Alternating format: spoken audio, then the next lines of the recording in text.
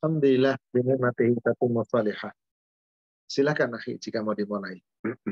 Baik, Ustadz. Bismillahirrahmanirrahim. Assalamualaikum warahmatullahi wabarakatuh. Alhamdulillahi wassalatu wassalamu ala rasulillahi wa ala alihi wa sahbihi wa mawala. Amma ba'du. Alhamdulillah, pada sore hari ini, 22 Sya'ban 1444 Hijriah, bertepatan dengan 15 Maret 2023, kita diberi kesempatan bertemu dan belajar menuntut ilmu dengan guru kita, Ustadz Ahmad Susilo Hafizahullah. Assalamualaikum ilaikum Ustadz, semoga Ustadz dan keluarga selalu dalam keadaan sehat dan dilindungi oleh Allah Ta'ala. Amin, Allahumma amin. Untuk para jemaah yang hadir di Zoom dan YouTube, kajian kolaborasi kali ini diselenggarakan oleh MT Awabin, Samara Taklim, MT Al-Kausar, MT Hijratul Kafah, dan Overseas Mengaji dari Hong Kong, Dubai, dan Jepang. Ahlan wa sahlan bihudurikum. Sebelum memulai kajian sore hari ini, yang berjudul Membentengi Diri dan Keluarga dari Paham Liberalisme dan Pluralisme, mari bersama meluruskan niat dengan lillahi ta'ala dan mematuhi adab-adab dalam bermajelis taklim. Dan bagi yang ingin bertanya kepada Ustadz, silakan kirim chat kepada admin pertanyaan. Insya Allah akan dibacakan apabila waktunya memungkinkan. Thayyib, tak perlu berlama lagi, kepada Al-Mukarram Ustadz Ahmad Susilo, falyatafadhal masykura wa ma'jura.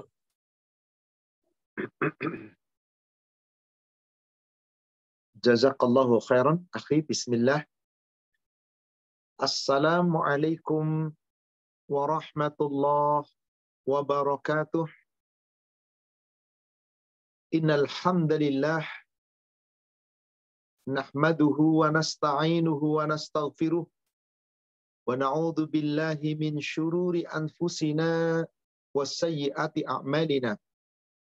May yahdihillahu fala mudilla lahu wa may yudlil fala hadiya lahu. Asyhadu an la ilaha illallah wahdahu la syarika lah wa anna Muhammadan abduhu wa rasuluhu la nabiyya ba'da. Allahumma salli wa sallim wa barik ala Muhammadin wa ala alihi wa ashabihi ajma'in wa man tabi'ahum bi ihsan ila yaumiddin. Amma ba'd. Ya ayyuhalladzina amanu taqullaha haqqa tuqatih wa la tamutunna illa wa antum muslimun. Ma'asyiral muslimin rahimani wa rahimakumullah. Bapak Ibu jamaah Majelis Taklim kajian kolaborasi yang diadakan oleh Majelis Taklim Awabin, Samara Taklim, Masjid Taklim Overseas Mengaji, Masjid Taklim Al-Kausar, dan Masjid Taklim Hijratul Kafah berkolaborasi mengadakan kajian pada siang hari ini, tanggal 22 Sya'ban. Insyaallah sebentar lagi kita bisa berjumpa dengan Ramadan, dan semoga Allah menjaga kita sampai dengan bulan Ramadan, dan Allah menjaga kita selama Ramadan, dan kita mampu beramal ibadah sepanjang Ramadan dengan sebaik-baiknya untuk bisa meraih ampunan dan membuka pintu surganya. Amin ya rabbal alamin. Salawat serta salam semoga terlimpahkan, tercurahkan kepada Nabi kita Rasulullah Muhammad sallallahu alaihi wasallam.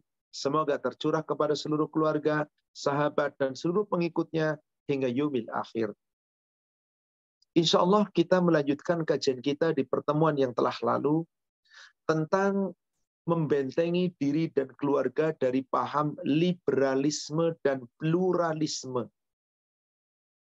Di sesi pertama sudah kita bahas mukhodimah tentang pemahaman pluralisme dan liberalisme. Apa itu?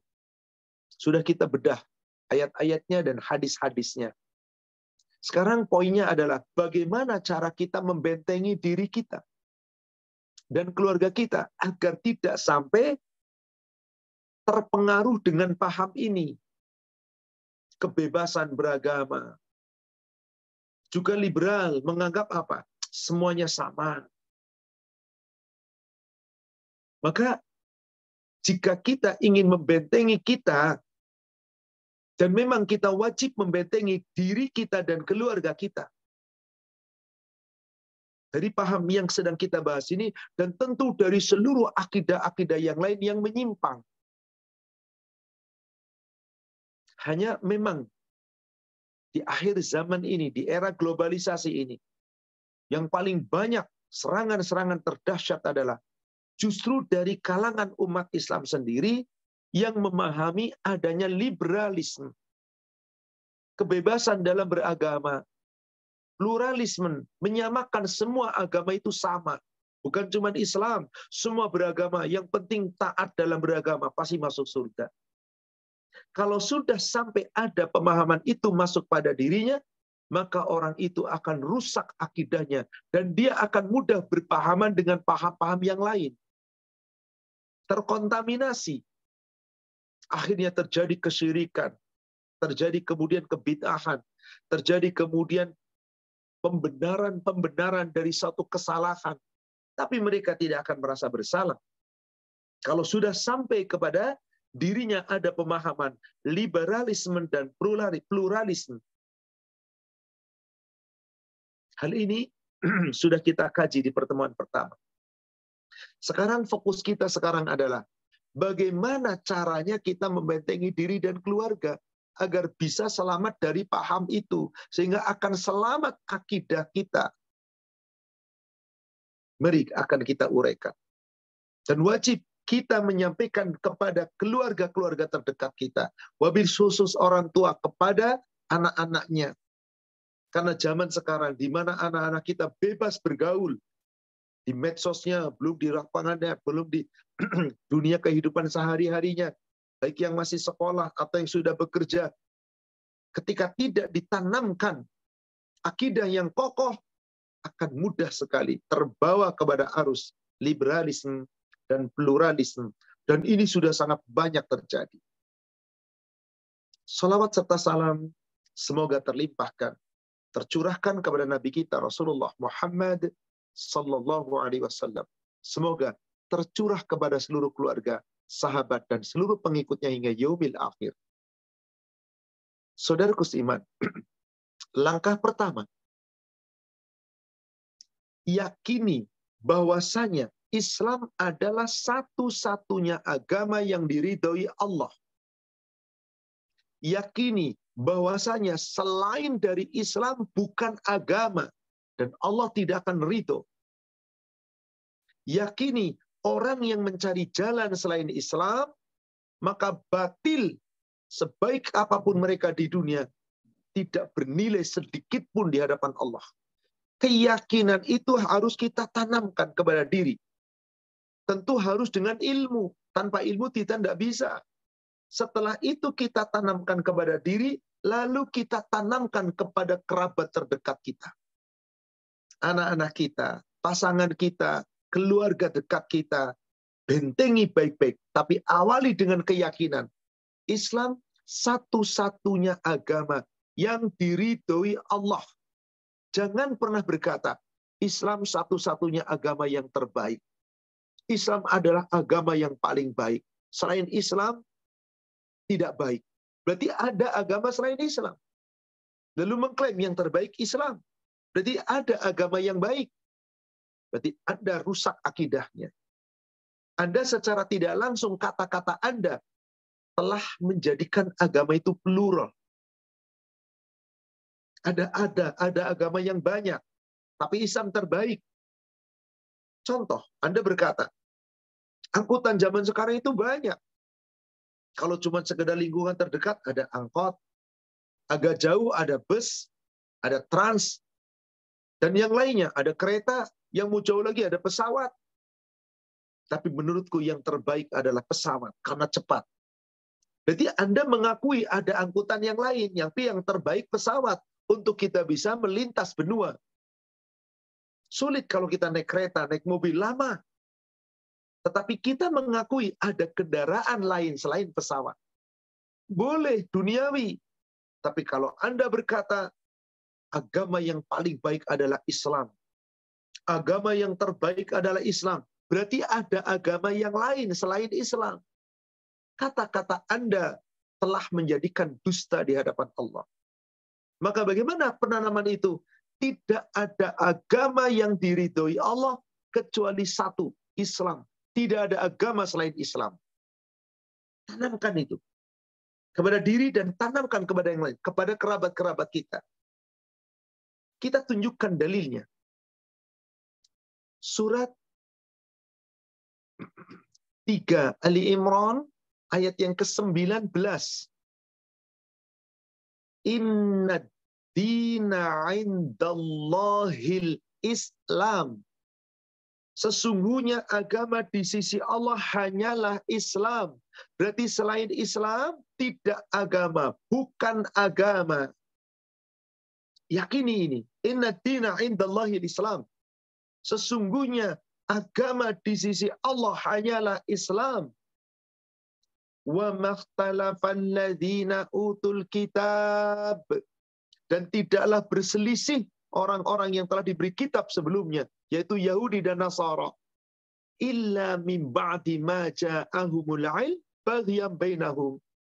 Kecuali telah datang kepada mereka ilmu. Di dalam kitab Taurat sudah dijelaskan akan ada nabi terakhir membawa agama yang mereka anut juga sama, yaitu Islam. Kepada umat Nasara pun demikian, tapi malah mereka berselisih satu sama lain di antara mereka. Maka wa may yakfur bi ayatillah, siapa yang kufur, ingkar terhadap ayat-ayat Allah, fa innallaha sari'ul hisab. Maka sesungguhnya hisabnya Allah itu sangat cepat. Hisabnya Allah itu sangat cepat.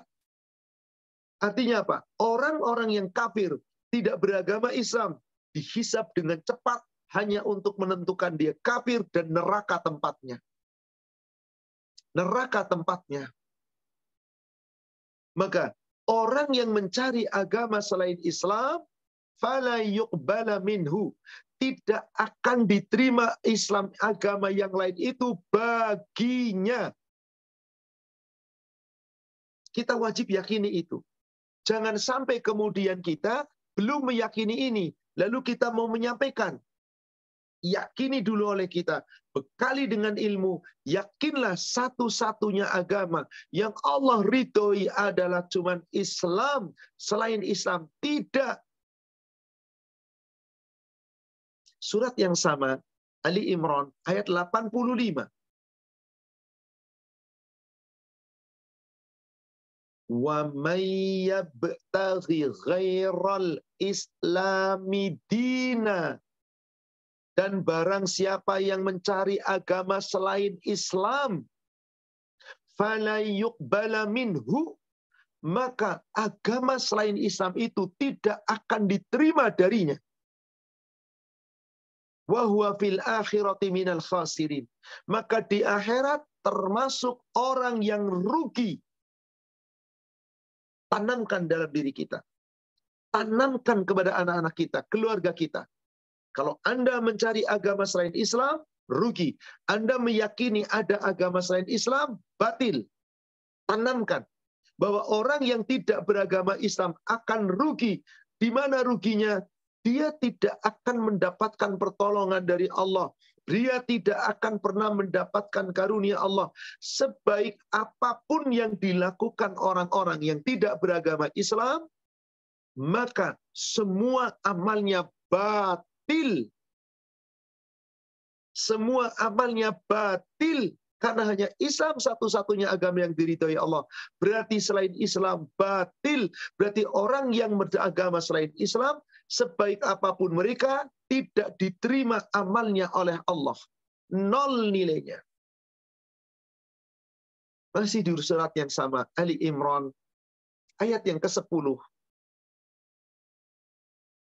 Innalladzina kafaru, sesungguhnya orang-orang kafaru itu. Siapa orang kafir? Orang yang tidak pernah mengucapkan syahadat. Orang yang tidak pernah mengakui Islam. Orang yang tidak pernah mau memeluk Islam. Lan tughniya anhum amwaluhum. Harta mereka tidak ada gunanya sedikit pun. Wala auladuhum minallahi syai'a. Demikian pula anak-anak mereka tidak akan ada gunanya untuk menolak dari azab Allah sedikit pun. Wa ulaikahum waqudun nar. Orang-orang kafir itu, mereka adalah bahan bakar api neraka. bahan bakar api neraka. Dan mereka, Allah katakan, kekal selamanya di dalamnya. Artinya kekal, tidak mungkin keluar dari neraka. Masih di surat yang sama, ke-116-nya. Innalladzina kafaru. Mirip dengan ayat ke-10, hanya beda di ujung ayatnya nanti. Sesungguhnya orang-orang kafir itu, lan tughniya anhum amwaluhum. Harta kekayaan mereka tidak berguna bagi mereka sedikit pun. Wala auladuhum minallahi syai'a. Demikian pula anak-anak mereka tidak bisa menolak azab Allah sedikit pun. Wa ulaika ashabun nar hum fiha khalidun. Mereka itu adalah penghuni-penghuni neraka, mereka kekal di dalamnya selama-lamanya. Kekal di dalamnya selama-lamanya. Allahu Akbar. Tidak diterima. Hatta mereka itu punya kekayaan melimpah ruah. Lalu nanti dibangkitkan di yaumil akhir. Membawa dosa karena tidak pernah berislam. Nggak pernah mengucapkan syahadat. Nggak pernah mengakui Allah sebagai Rabb. Maka orang itu, meskipun diberikan kekayaan harta dunia dan seisinya, ditambah lagi dengan dunia dan seisinya, lalu hendak menebus dosa kekafirannya, tidak diterima. Masih di surat yang sama, kita menuju ke ayat 91. Surat yang sama, surat Ali Imran, ayat ke-91. Innalladzina kafaru wa matu wa hum kuffar. Sesungguhnya orang-orang kafir itu dan mereka itu mati dalam kekafiran. Fala yuqbala min ahadihim mil'ul ardi dhahaban walau iftada bih. Maka tidak akan diterima tebusan dari seseorang untuk menebus dosa-dosa kekafirannya itu, sekiranya mereka menebus dengan emas sepenuh bumi sekalipun. Bapak Ibu, kebayang enggak emas segede bumi kira-kira? Enggak mampu otak kita berpikir ada emas sebesar bumi. Emas sebesar bumi loh ini, ditebusnya salah dan dosanya dengan emas sebesar bumi. Allah katakan laftadaubi wala iftadabi. Enggak diterima tebusan itu. Maka karena enggak diterima, dosa mereka kekal dan tidak pernah mendapat ampunan. Ulaika lahum adzabun alim wa ma lahum min nasirin. Mereka akan diazab dengan azab yang sangat pedih dan mereka tidak memperoleh penolong. Allah enggak pernah tolong, tidak pernah mendapatkan syafaat. Kekal di dalam neraka selama-lamanya. Satu ayat terakhir tentang orang kafir yang tidak pernah mengakui Islam, nggak pernah mau meluk Islam, dan mati dalam kekafiran. Di sini, di surat Ali Imran ayat 91, ingin menebus dosa kekafirannya dengan seluruh dunia dan seisinya. Bahkan dunia menjadi emas, Allah nggak terima. Ada yang lebih dahsyat dari itu, saudara sekalian. Surat 5. Surat Al-Ma'idah. Ayatnya ayat yang ke-36 dan 37. Innalladzina kafaru. Sesungguhnya orang-orang kafir itu. Lau anna lahum ma fil ardi jami'a. Sekiranya Allah memberikan untuk mereka. Bagi mereka ada kekayaan. Seluruh kekayaan yang ada di dunia semuanya. Wa mislahu ma'ahu. Lalu ada lagi kekayaan satu dunia lagi seperti itu. Lalu diberikan untuknya. Untuk apa? Dipakai untuk menebus dosa. Liyaftadu bihi min adabi yaumil qiyamah. Supaya nanti pada hari kiamat mereka tidak diazab di neraka. Maka ditebus dengan dua dunia dan seisinya. Ya Allah, aku tebus dosaku. Ini dua dunia dan seisinya. Kalau tadi satu dunia jadi emas. Kalau ini dua dunia. dimiliki oleh seorang kafir, ditebusnya kesalahan dan dosanya dengan dua dunia itu agar tidak diazab di neraka. Apakah diterima? Ma tuqbila minhum. Tidak akan diterima sedikit pun tebusan itu dari mereka. Walahum azabun alim. Mereka mendapat azab yang sangat pedih. Ancaman dari Allah. Apakah mereka bisa keluar dari neraka? Tidak. Apakah mereka tidak ingin keluar dari neraka? Ingin sekali. Tapi tidak akan mampu dan tidak akan dibiarkan keluar dari neraka. Karena Allah telah tetapkan orang kafir itu mukim di neraka. Selama-lamanya di neraka. Tidak pernah bisa merasakan surga. Coba perhatikan ayat yang ke-37-nya. Yuriduna ayyahruju minan nar. Mereka itu ingin sekali keluar dari neraka. Orang-orang kafir di neraka ingin keluar dari neraka. Bagaimana bisa keluar dari siksa dari neraka? Pengen sekali keluar. Apa kata Allah? Wa ma hum bi kharijina minha. Akan tetapi mereka tidak akan dapat keluar dari neraka itu. Walahum azabum muqim. Bagi mereka ada azab yang sangat kekal. Kekal tidak pernah berhenti.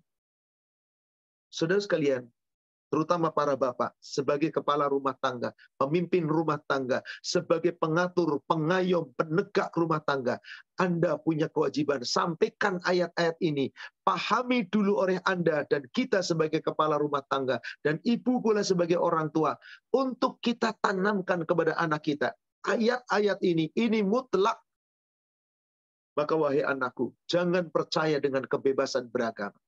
Wahai anakku, jangan percaya bahwasanya semua agama itu sama. Tidak, hanya satu, Islam.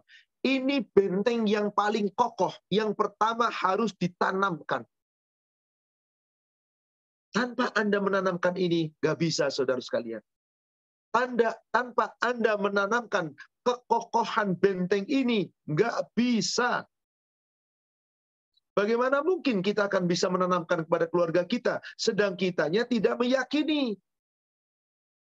Maka yakinilah, terutama kita sebagai orang tua, punya tugas berat membentengi diri dan keluarga dari pluralisme, dari liberalisme, agar kita selamat nanti di yaumil akhir. Mungkin belum selamat sempurna di dunia, dapat gangguan, celaan, hinaan dari mereka, nggak ada masalah. Yang penting kita jaga akidah kita, jangan dikotori oleh keyakinan-keyakinan itu tadi. Selamat insya Allah. Kita dulu ingat, baru jaga keluarga kita. Tanamkan dulu akidah itu pada kita, lalu tanamkan dengan pendidikan yang tepat kepada anak keturunan kita, keluarga kita. Akan bahayanya pemahaman pluralisme dan liberalisme yang kelak mereka itu neraka tempatnya. Kekal di dalamnya. Pahami, lalu beri nasihat. Dengan cara apa? Ajak keluarga kita untuk keluar dari pemahaman itu. Setelah kita memahaminya, maka Allah perintah kepada kita di surat 26, surat Asy-Syu'ara ayat yang ke-214. Wa anzir ashiratakal aqrabin.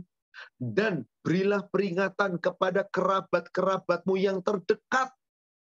Yang paling dekat, berikan peringatan. Siapa orang paling dekat dengan kita? Tentu orang yang menjadi paling dekat adalah yang menjadi seperti bagian dari kita. Pasangan kita, anak-anak kita, keluarga kita yang punya hubungan darah. Berikan peringatan. Kerabat dekat itu yang paling utama. Bagaimana cara memberi peringatannya? Surat 66 At-Tahrim ayat yang ke-6. Ya ayyuhalladzina amanu qu anfusakum wa ahlikum nara. Hai orang-orang yang beriman, jagalah dirimu dan keluargamu dari api neraka. Awas, jangan sampai terjerumus ke dalam neraka.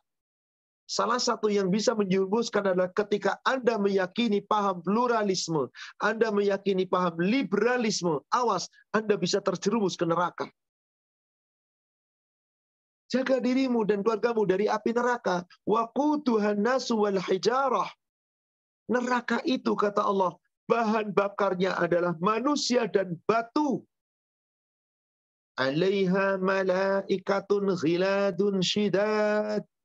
Di mana penjaga-penjaganya adalah para malaikat yang ghiladun, syidadun. Ghilad, yang kasar, yang bengis. Syidad, yang begitu seram, menyeramkan. Yang begitu bengisnya, tidak tahan, tidak ada kenal ampun. La ya'sunallaha ma amarahum, yang tidak pernah bermaksiat, tidak pernah durhaka kepada Allah atas apa yang Allah perintahkan kepada mereka. Wa yaf'aluna ma yu'marun, dan selalu melaksanakan, menjalankan apa yang Allah perintahkan kepada mereka. Maka tidak ada sejarahnya penghuni neraka bisa keluar dari neraka karena dijaga sangat ketat oleh malaikat. Dan ingat, malaikat gak bisa disogok, malaikat gak bisa dirayu, malaikat tidak bisa dipermainkan. Ketika malaikat disuruh menjaga penghuni neraka agar tidak lepas dari neraka, selalu dijaga, dan tidak pernah bisa lolos. Bukankah ini sebuah peringatan? Bukankah ini sebuah peringatan? Maka apa yang terjadi ketika turun ayat ini, dan tadi surat Asy-Syu'ara di ayat ke-214, di dalam hadis riwayat Imam Muslim dari Ummul Mukminin Aisyah. Aisyah bercerita tentang apa? Ketika turun surat tadi, yakni surat yang 214, surat 26 214 dan barusan surat 66 ayat ke-6. Ummul Aisyah mengatakan, "Namma nazalat wa anzir ashiratakal aqrabin." Ketika Allah turunkan ayat, "Ya Muhammad, berilah peringatan kepada kerabat-kerabatmu yang paling dekat."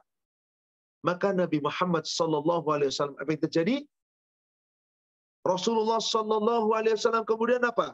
Naik qama 'ala Safa, yaitu naik di Bukit Safa. Bukit di mana kita biasa memulai untuk sa'i di Safa. Kemudian apa yang terjadi?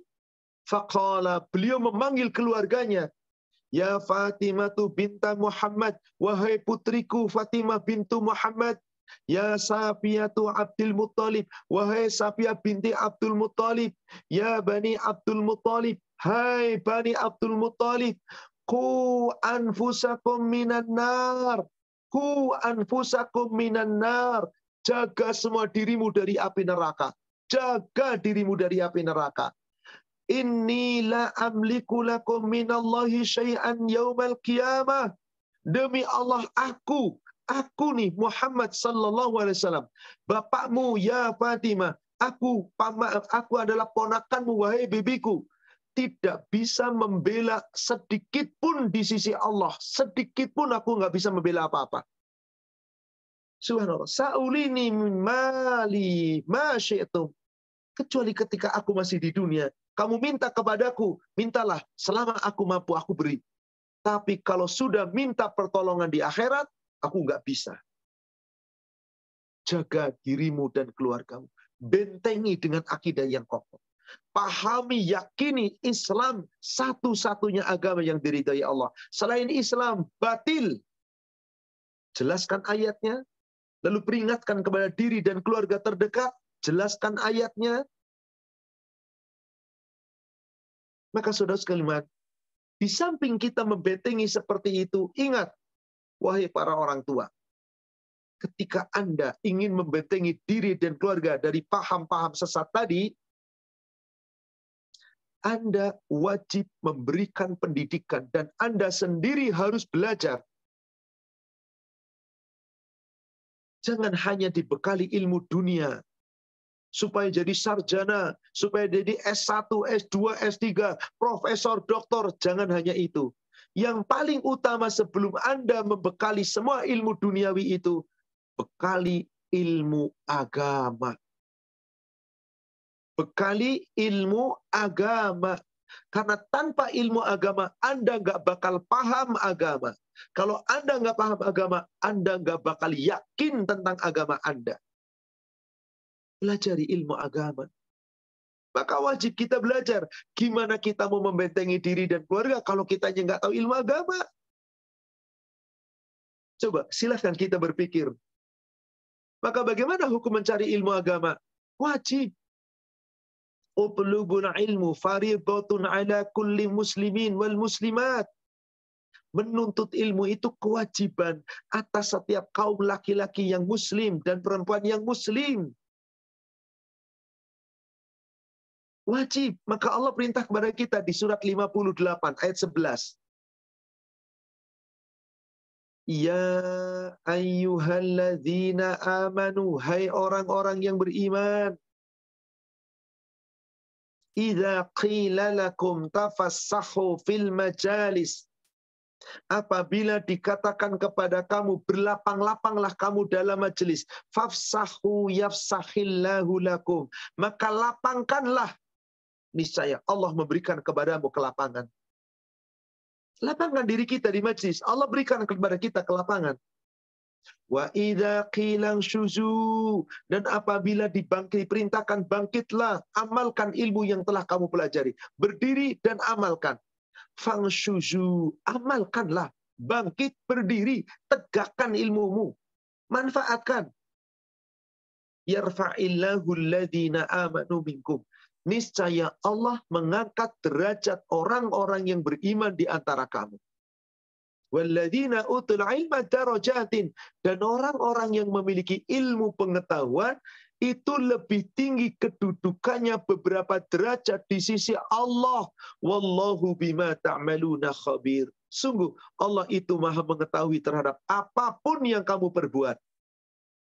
Ilmu, saudara sekalian. Kenapa? Karena setiap kita nanti akan dipertanggungjawabkan seluruh yang kita perbuat di dunia. Andai kita beramal, meyakini tentang Islam, tapi tidak punya ilmu, pun menjadi sia-sia. Apalagi tidak punya ilmu, terpengaruh lagi tadi pemahaman pluralisme, liberalisme, tambah kacau, rusak.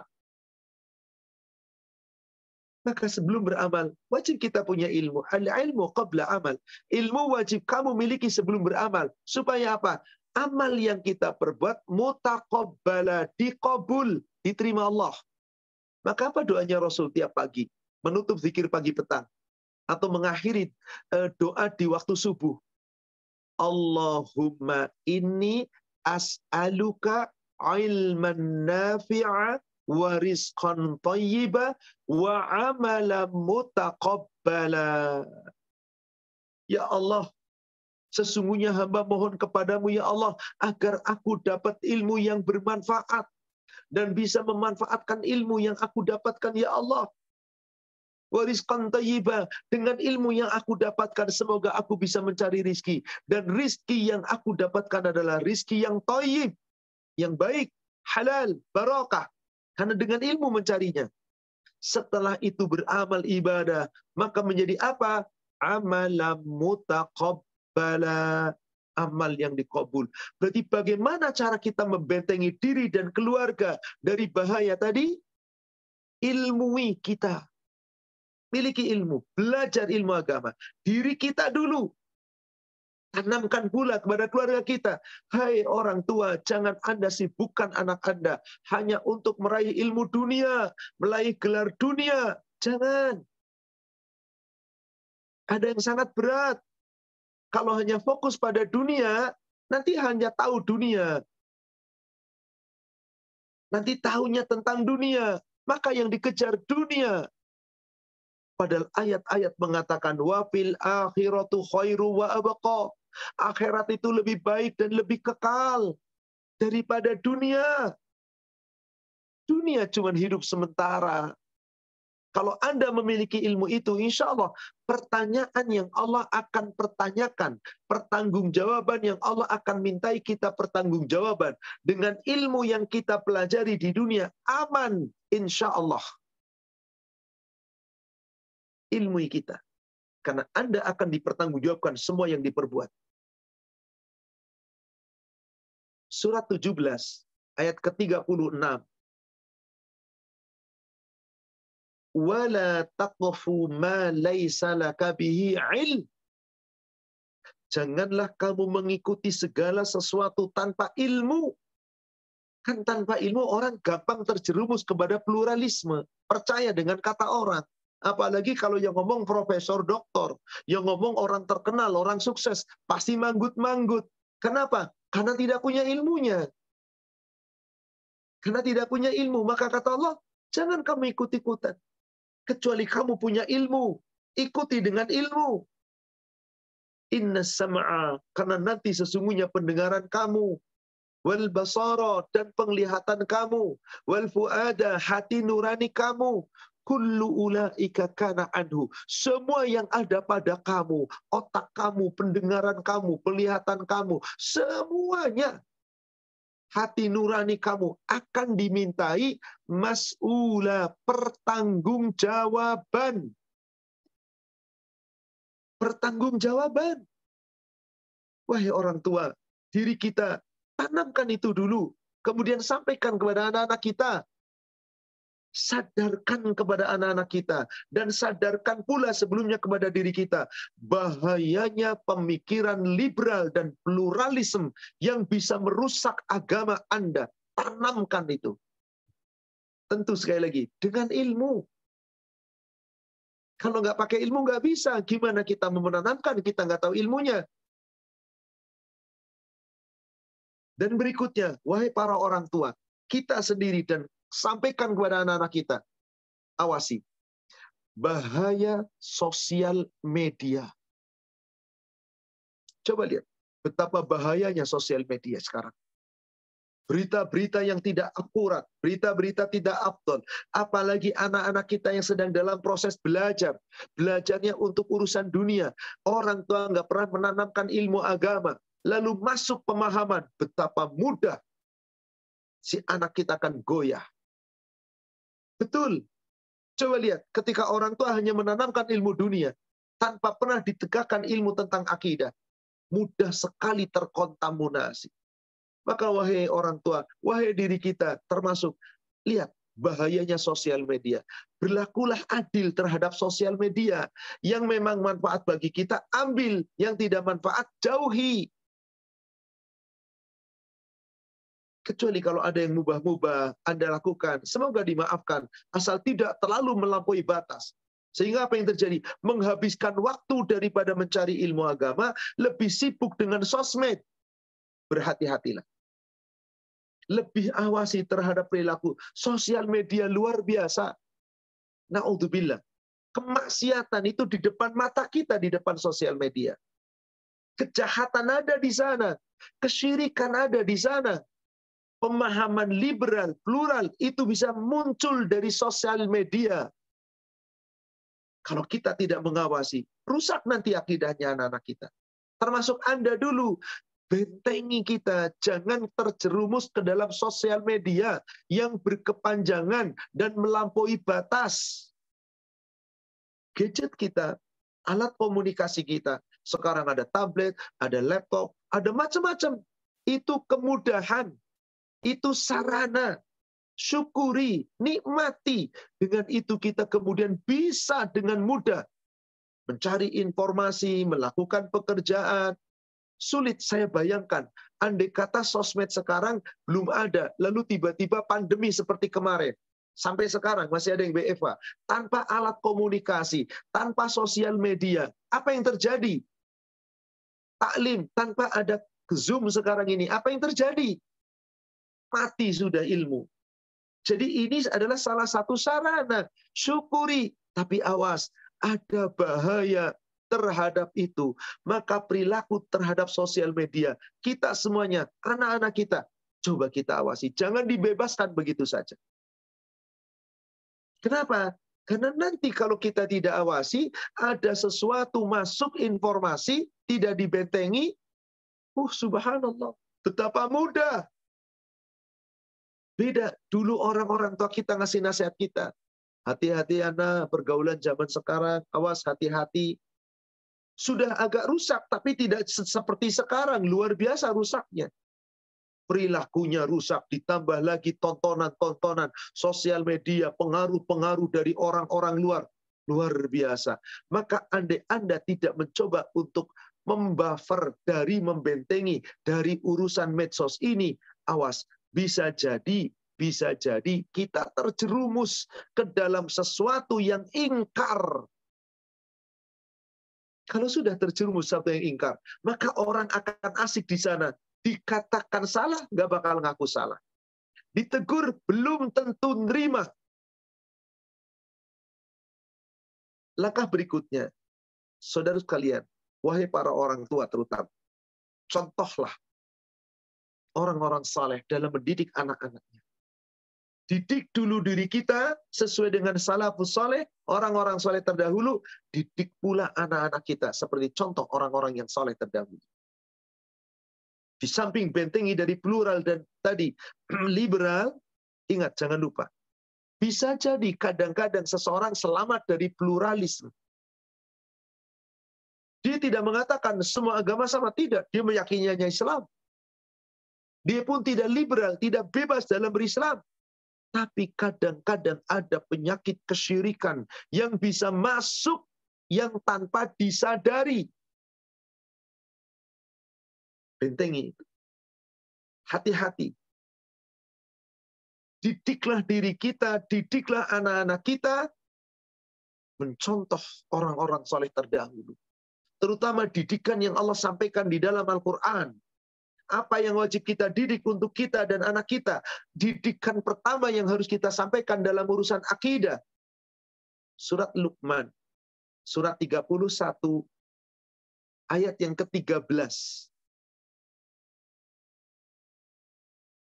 Wa il qala Luqmanu libnihi wa huwa ya'iduhu ya bunayya la tusyrik billah inna syirka la dzulmun adzim. Ini pelajaran yang paling pokok. Ingatlah ketika Luqman berkata kepada anak-anaknya di saat memberikan pelajaran kepada mereka, ya bunayya, hai anak-anakku, la tusyrik billah, jangan kalian menyekutukan Allah. Inna syirka la dzulmun adzim. Sesungguhnya menyekutukan Allah adalah kezaliman yang sangat besar. Bentengi anak kita, diri kita dari bentuk kesyirikan. Karena ini bahaya. Apabila seseorang sudah melakukan kesyirikan, mudah nanti terjerumus kepada pluralisme dan liberalisme. Akhirnya menjadi bebas beragama. Apa sih contoh kesyirikan yang paling dekat? Coba lihat Anda di medsos. Cek bulan, apa sekarang bulannya? Bulan Maret. Tanggal lahir, ini, bintang ini. Wah, bulan ini yang bintangnya ini hidupnya akan begini. Anda membaca sama saja Anda sudah mendatangi a'rafan au kahinan. Sudah mendatangi tukang ramal. Meskipun Anda nggak datang langsung ke tukang ramalnya, tapi yang suka nulis di medsos, ramalan bintang, horoskop, itu kesyirikan. Dahulu kita pengen apa? Beli majalah, baru baca. Sekarang Anda buka di map. Anda buka di Google, Anda buka di sosmed, bisa datang, syirik datang menemui kita. Bahkan kita yang mengundang tanpa disadari. Anda sudah mempercayai ramalan-ramalan. Berarti Anda tidak mempercayai ketetapan Allah. Bahwa urusan yang akan terjadi hanya urusan Allah. Lalu Anda percaya dengan ramalan, jatuh kepada kesyirikan. Ini pun sama bahayanya dengan meyakini pluralisme dan radikal dan liberalisme. Berhati-hatilah. Dan banyak orang pelaku syirik itu nggak menyadari. Inna lillahi wa inna ilaihi raji'un. Dan kesirikan-kesirikan itu banyak. Tentang jimat-jimat, meyakini itu benda-benda tertentu yang dianggap ini sakral, yang dianggap ini punya tuah, dan seterusnya, dan seterusnya. Bukankah tontonan-tontonan di medsos juga banyak pelaku-pelaku kesyirikan? Bentengi saudara sekalian. Ingat, sosmed ini luar biasa. Manfaatnya banyak, tapi kejahatannya pun lebih banyak. Maka contoh dalam mendidik diri dan anak-anak kita, contoh orang-orang soleh, tanamkan, tanamkan, tanamkan. Dan yang perlu ditanamkan kembali salah satunya adalah rasa takut kepada Allah. Kalau ada rasa takut pada kita, tanamkan pula pada generasi kita. Insya Allah, rasa takut itu yang akan membentengi segala keburukan. Lihat kembali nasihat Luqman kepada anaknya di ayat yang ke-16. Ya bunayya, hai anakku, innaha intaku mithqala habbatin min khardal fatakun fi sakhrah au bis samawati au fil ard ya'ti bihallah innallaha latifun khabir. Wahai anak-anakku, sesungguhnya jika ada perbuatanmu, sesuatu perbuatanmu yang kecil sekalipun, hanya sebesar biji sawi, sebesar debu, fatakum fis sakhrah, lalu kamu lakukan dan kamu sembunyikan berada dalam batu, au bis samawat, atau kamu lempar sembunyikan ke atas langit, au bil ard, atau kamu tanam kamu sembunyikan di dalam bumi. Enggak ada manusia tahu perbuatanmu. Meskipun kecil sekecil itu, ya'ti bihallah, tapi Allah selalu akan mendatangkan semua perbuatanmu itu. Allah pasti akan memintai pertanggungjawaban seluruh perbuatanmu itu, sekecil apapun. Wahai anakku, takutlah kepada Allah. Wahai diriku, takutlah kepada Allah. Wahai handetolanku, takutlah kepada Allah. Ini benteng yang luar biasa, yang akan membentengi Anda tidak akan berbuat sembarangan. Yang bisa membentengi Anda akan tidak berbuat seenaknya.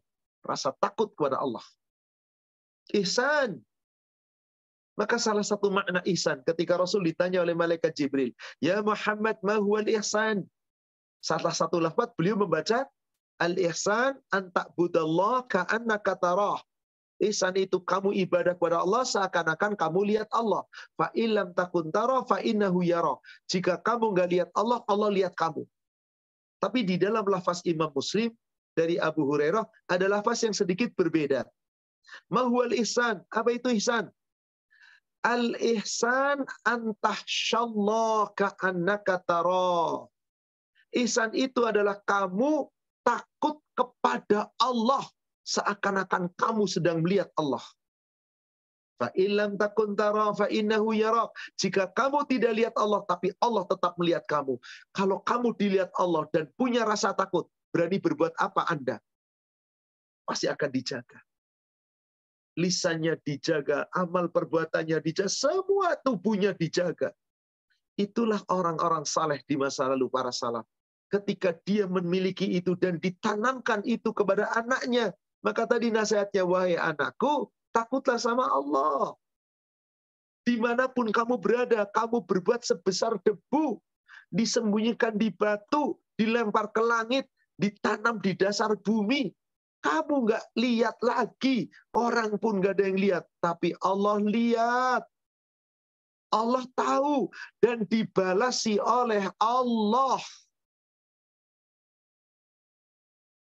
Benteng berikutnya, agar kita terbebas dari pluralisme, liberalisme, tanamkan kepada diri dan anak-anak kita ketaatan dalam ibadah, wabil khusus sholat, dan bersabar dalam kehidupan dunia. Itu nasihat berikutnya dari Luqman di ayat yang ke-17. Ya bunayya, hai anakku, aqimis sholat, tegakkan sholat, tegakkan sholat. Kalau seorang anak, dan kita tentu diawali dari diri kita, sholatnya ditegakkan, dijaga sebaik-baiknya, apa jaminan Allah? Inna sholata tanha 'anil fahsya'i wal munkar Salatmu akan mampu mencegah dirimu dari perbuatan keji dan mungkar. Maka yang ditekankan di sini, ibadahnya satu disebut salat. Kalau orang salatnya benar, semua perbuatannya benar. Didasari dengan takut kepada Allah, lebih benar lagi orang itu. Tidak akan sembarangan. Jadi bentengnya salah satunya adalah takut kepada Allah. Tanamkan pada diri kita dan anak-anak kita. Takutlah kepada Allah. Merasa diawasi Allah. Insya Allah semua paham buruk kita akan lewati. Karena kita punya rasa takut. Dan ibadah yang paling utama ditegakkan adalah salat. Salat. Ya bunayya aqimis salat. Wa'mur bil ma'ruf, perintah orang untuk selalu berbuat baik. Wanha 'anil munkar, cegah untuk kemungkaran. Wasbir 'ala ma asabak, bersabar, bersabar, bersabar terhadap musibah apapun yang menimpa kamu. Terkadang ada orang goyah ketika apa? Nggak sabar. Diuji oleh Allah dengan kesulitan-kesulitan, ditawari orang untuk masuk ke agama lain, menuju kekafiran, gara-gara dapat duit, lewat. Akidahnya rusak. Karena nggak sabar. Butuh kesabaran. Jadi salah satu membentengi kita dan anak-anak kita agar tidak sampai terjadi itu kesabaran dalam ketaatan, kesabaran dalam ibadah, termasuk kesabaran ketika menghadapi musibah apapun bentuknya. Jangan tergiur dengan iming-iming duniawi. Sabar. Subhanallah. Kalau itu kita lakukan, subhanallah, indahnya luar biasa. Dan kunci berikutnya, tanamkan pada diri kita dan anak-anak kita. Jauhi sifat sombong. Jangan merasa paling benar. Jangan pula gampang nyalahkan orang, kecuali Anda tahu dasarnya. Lebih baik Anda mengalah. Lebih baik Anda orang yang rendah hati. Sampai Rasul mengatakan apa? Aku akan menyiapkan surga bagi orang yang meninggalkan perdebatan meskipun di atas kebenaran. Awas, jaga diri dari sifat sombong, dari sifat angkuh, merasa paling benar, meremehkan orang lain. Hati-hati. Maka di ayat yang ke-18-nya, Luqman memberikan nasihat kembali kepada anaknya. Wala tusa'ir khaddaka linnas wala tamshi fil ardi maraha. Jangan kamu memalingkan mukamu dari manusia. Jangan kamu berjalan di muka bumi dengan congkak, dengan sombong, dengan angkuh. Innallaha la yuhibbu kulla mukhtalin fakhur. Sesungguhnya Allah tidak menyukai orang-orang yang sombong dan membanggakan diri. Kesombongan dan bangga diri yang terkadang menjerumuskan orang dalam suatu perbuatan dosa. Anda punya ilmu, sombong seakan-akan hebat, nanti membolehkan sesuatu yang haram akibat kesombongan. Karena ilmunya tidak ditundukkan kepada Allah, tapi ilmunya ternyata untuk kebanggaan diri. Sehebat apapun Anda di hadapan Allah, Anda nggak ada apa-apanya. Sehebat apapun kedudukan Anda di hadapan Allah, Anda tidak punya nilai apa-apa. Demi Allah, kita itu kecil di hadapan Allah. Kita itu kerdil di hadapan Allah. Kita itu nggak ada apa-apanya di hadapan Allah. Maka kita wajib untuk menegakkan apa-apa yang Allah perintahkan. Karena tujuan kita diciptakan adalah satu, untuk bersyukur. Tidak lain, tidak bukan. Untuk bersyukur. Apa bukti syukur? Ibadah. Itu kunci terakhir yang harus kita tanamkan. Allah ciptakan kita untuk ibadah. Allah ciptakan kita untuk bersyukur. Syukur yang benar. Bukan syukur menurut lisan. Baik, saya tutup dengan dua buah ayat Al-Quran.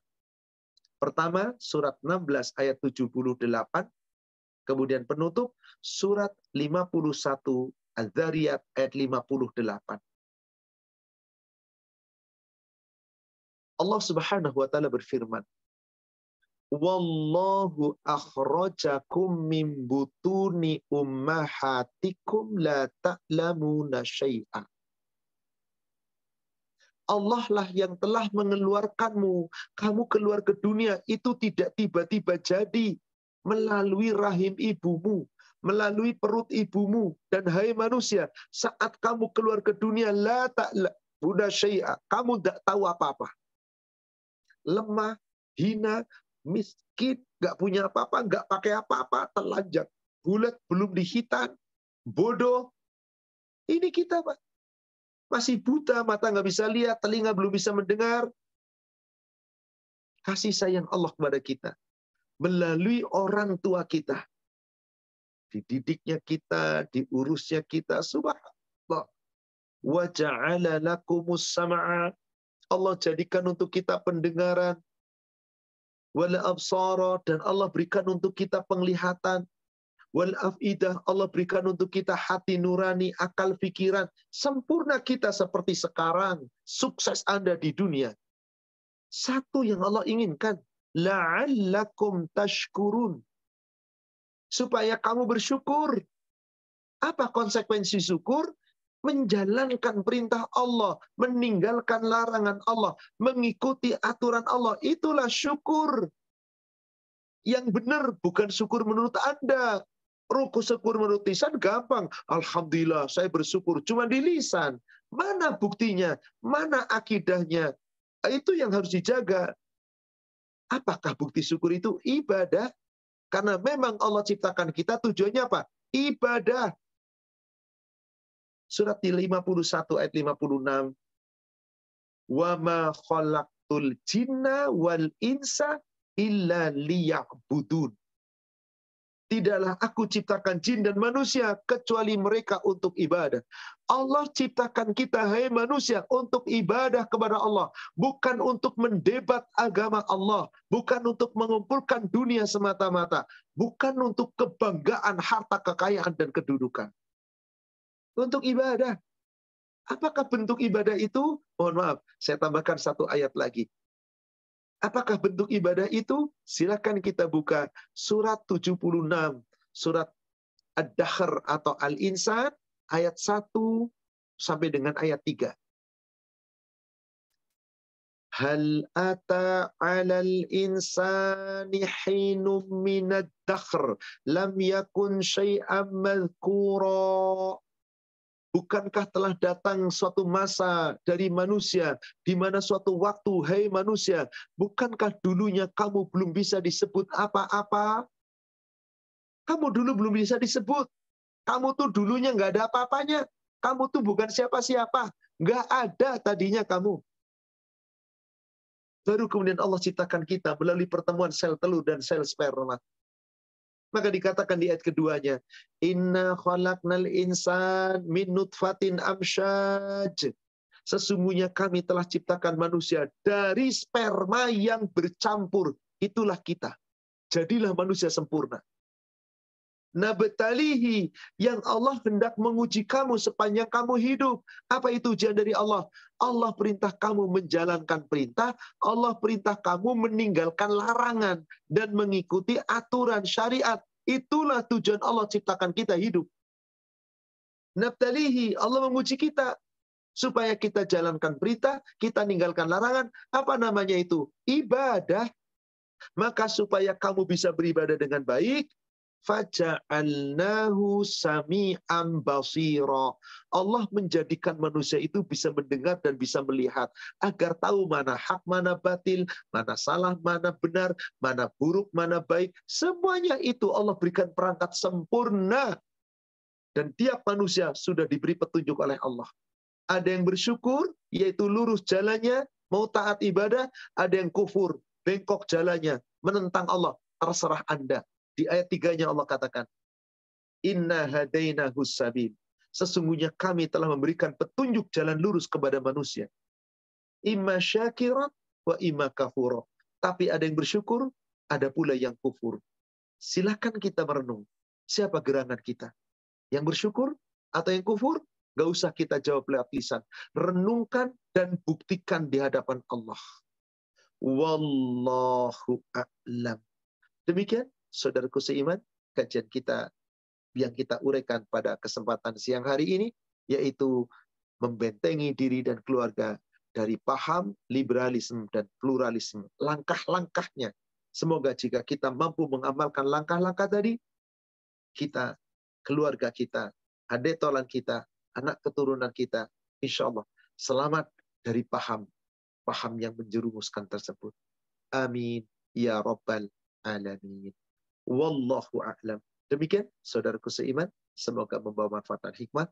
Kami kembalikan kepada admin. Silakan akhi, kita bisa lanjutkan sesi lainnya jawab. Baik, jazakallah khair Ustadz atas penjelasan dan ilmunya. Sekarang kita akan memasuki ke sesi pertanyaan. Sebelum kami memulai, kami akan mengingatkan para jemaah yang ingin bertanya kepada Ustadz, mohon ajukan pertanyaan kepada co-host pertanyaan. Silakan chat pertanyaan Anda kepada co-host pertanyaan. Toib Ustadz izin membacakan pertanyaan yang sudah kami terima.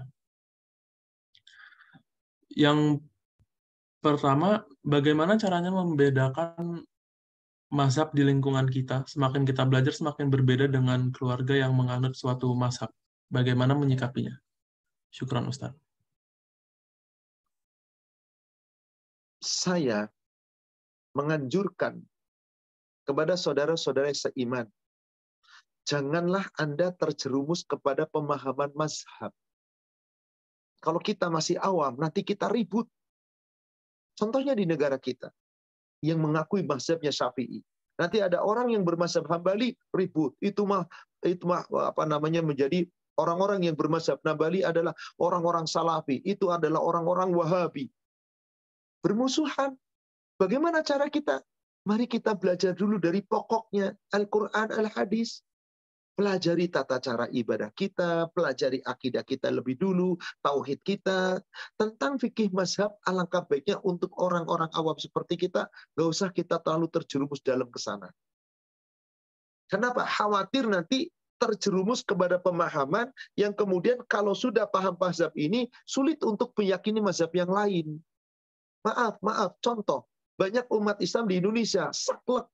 Indonesia itu mazhabnya Syafi'i. Kalau nggak Syafi'i nggak boleh. Syafi'i ya begini. Akhirnya apa? Merasa ini paling benar. Kenapa? Belum tentu belajar orang itu. Hanya mendengar. Maka bagaimana cara memahami? Sebaiknya nggak perlu kita pahami lebih dalam. Sudah bismillah. Belajar kita dengan landasan Al-Quran, As-Sunnah. Gak usah kita membedakan mazhab dulu. Gak usah kita kemudian merasa mazhab yang mana. Sudah, kita belajar dengan landasan Al-Quran Sunnah, belajar fikih dengan baik. Kalau Anda sudah mampu, maka silakan Anda mendalami. Supaya tahu mana itu mazhab Syafi'i, mana itu mazhab yang pertama kali, Imam Hambali, kemudian Imam Malik bin Anas, Imam Syafi'i, Imam Ahmad bin Hanbal, Abu Hanifah yang pertama. Maka silakan. Kenapa? Karena mereka, Imam Abu Hanifah, Imam Malik bin Anas, Imam Syafi'i, Imam Ahmad bin Hanbal, mereka pun semua pedomannya adalah Al-Quran, Al-Hadis. Sama pedomannya mengikuti Rasulullah dan para sahabat. Jadi mereka pun tidak pernah mengklaim, hei orang Indonesia, kamu tuh harus ikut pedomanku. Aku Imam Syafi'i, imammu. Imam Ahmad bin Hanbal, hei orang Arab, aku ini imammu, ikuti aku. Begitu? Tidak ada. Semua mazhab imam yang empat tadi mengatakan, pendapatku adalah apabila pendapatku menyelisih pendapat Rasul, menyelisih Al-Quran dan hadis, maka pendapatku tidak wajib diikuti. Yang paling diikuti adalah pendapatnya Muhammad sallallahu alaihi wasallam. Karena Rasul selalu berlandaskan Al-Quran, Al-Hadis. Demikian, wallahu a'lam. Syukron Ustadz atas penjelasannya. Untuk pertanyaan selanjutnya, tadi Ustadz sempat menyinggung mengenai salah satu ayat di Al-Quran yang berkata, menyinggung tentang bahwa agama yang diakui hanya Islam saja.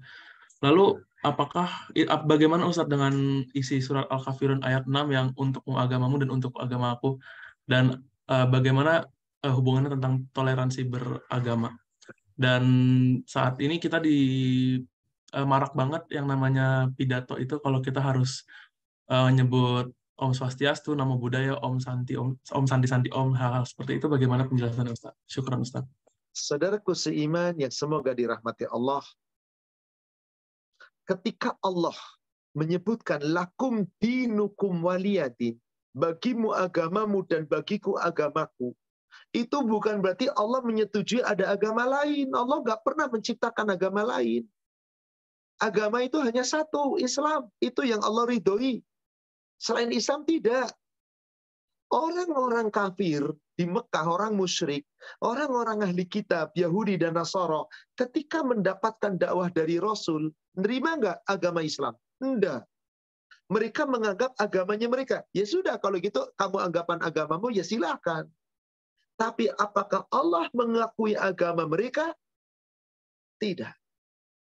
Saudara sekalian, seorang yang Yahudi, seorang yang Nasrani, seorang yang kafir yang tidak pernah memeluk Islam, mereka meyakini agamanya benar. Mau diyakini kayak apapun terserah Anda. Maaf, Allah tidak pernah menciptakan agama Yahudi. Allah tidak pernah menciptakan agama Nasrani.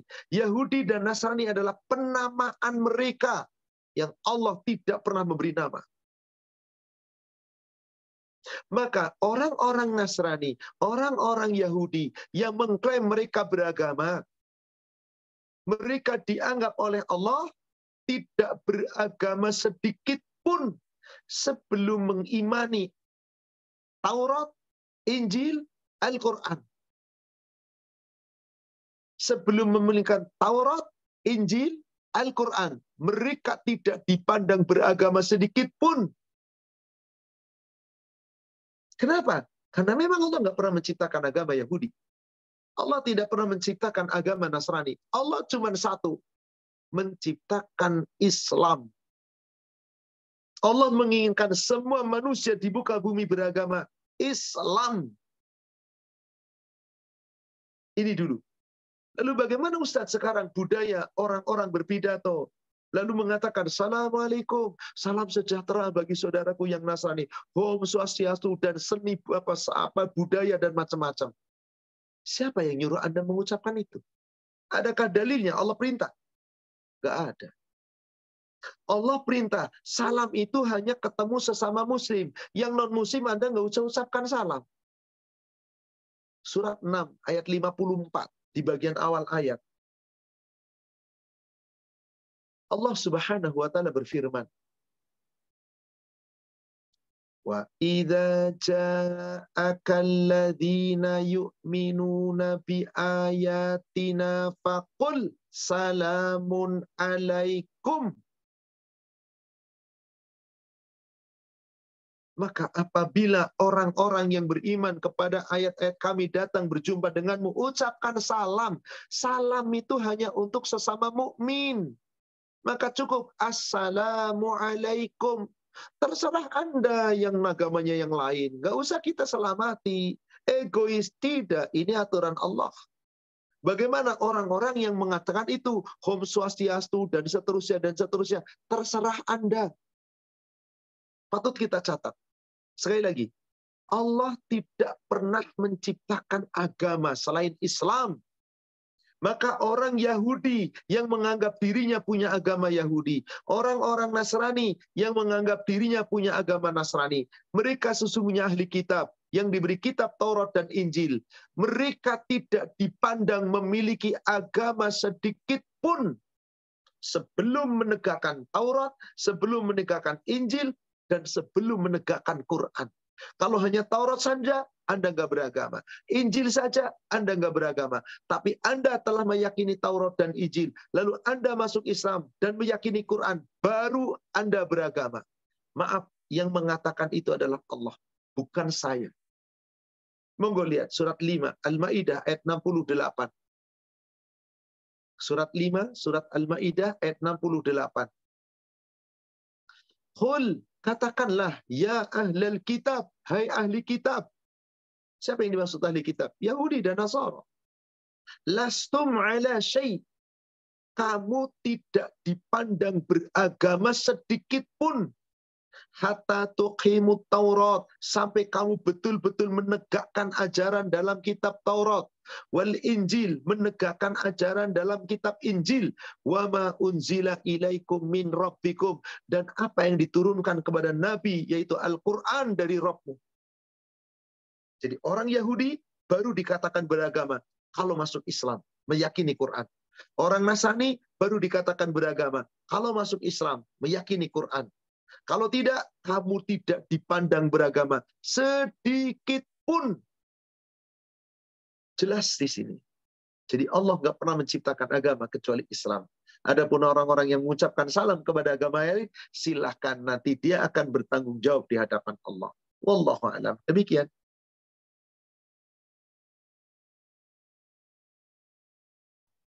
Syukron Ustadz atas penjelasannya. Selanjutnya, bagaimana dengan modernisasi yang terjadi di Saudi Arab terhadap liberalism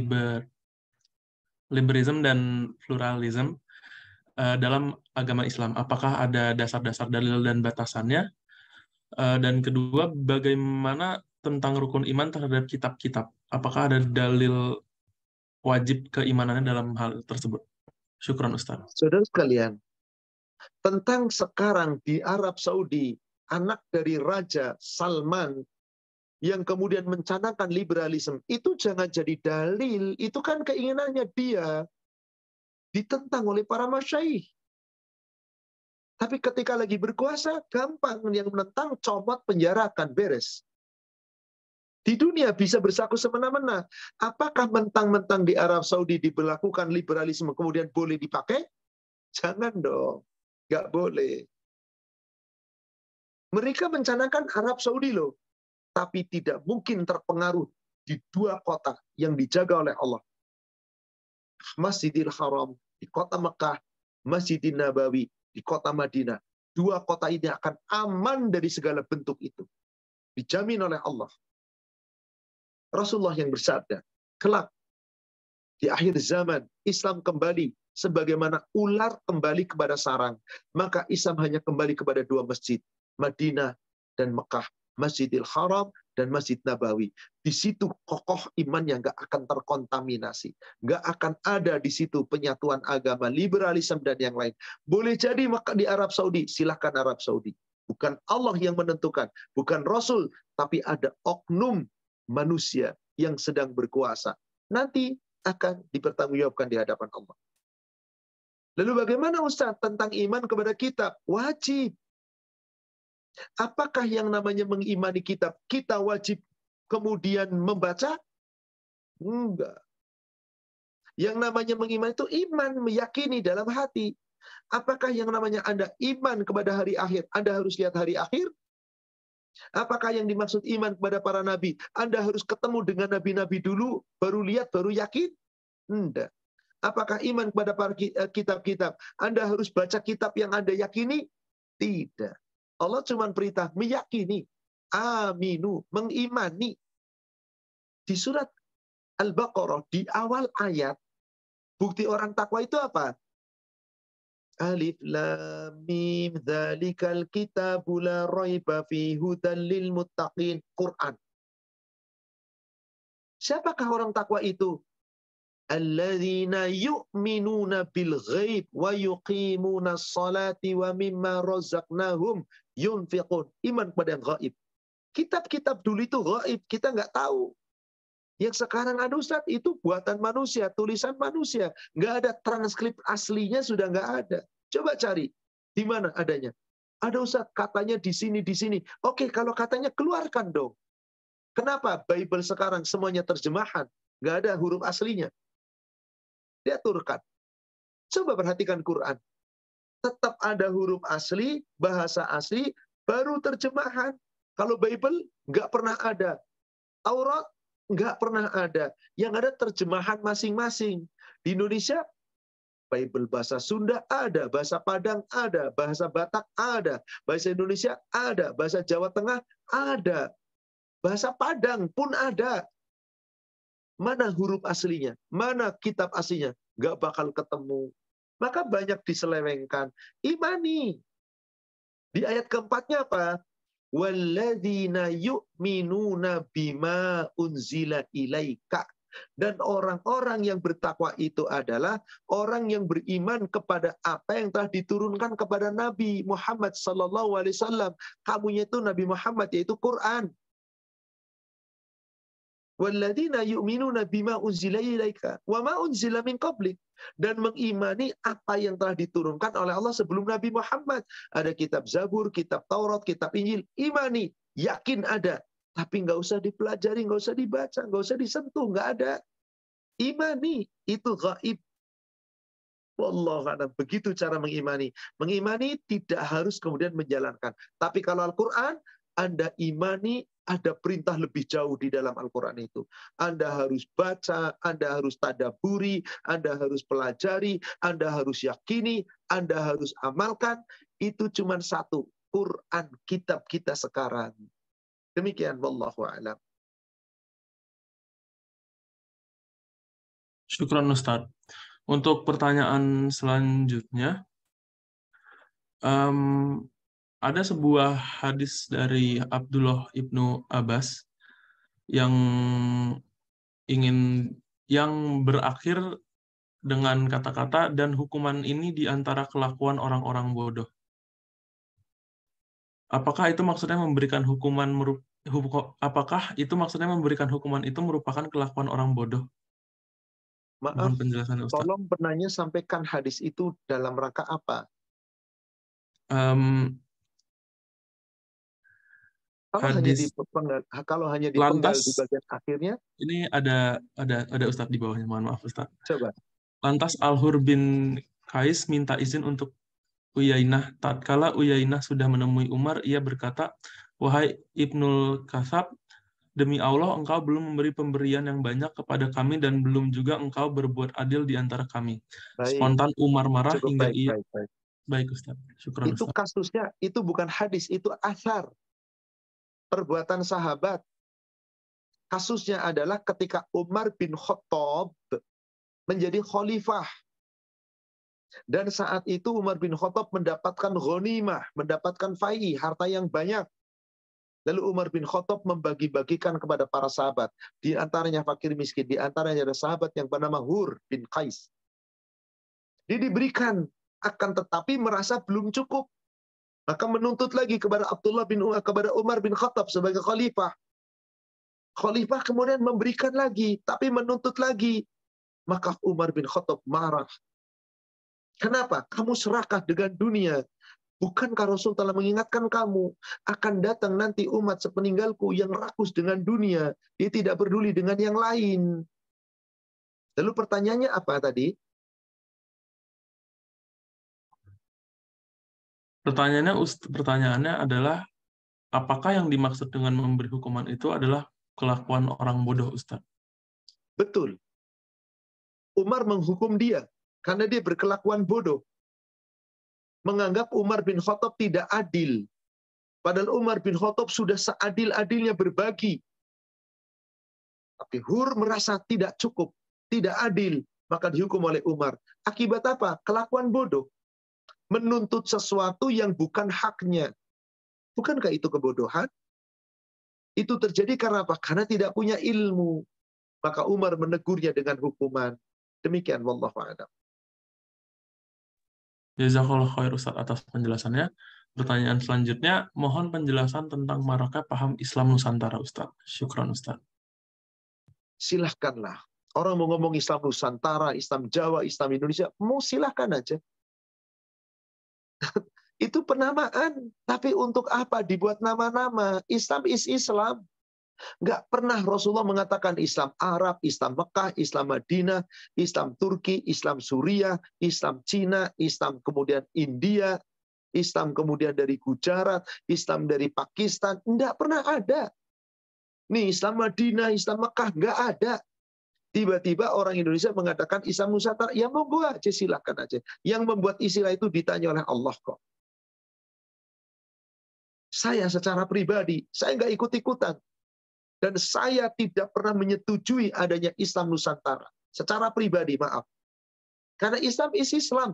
Dari zaman Rasul ila yaumil akhir sama. Kalau Anda mengatakan yang dimaksud Islam Nusantara adalah Islam untuk memperbaiki Islam yang benar. Ya sudah, katakanlah Islam. Kenapa mesti tambahan Nusantara?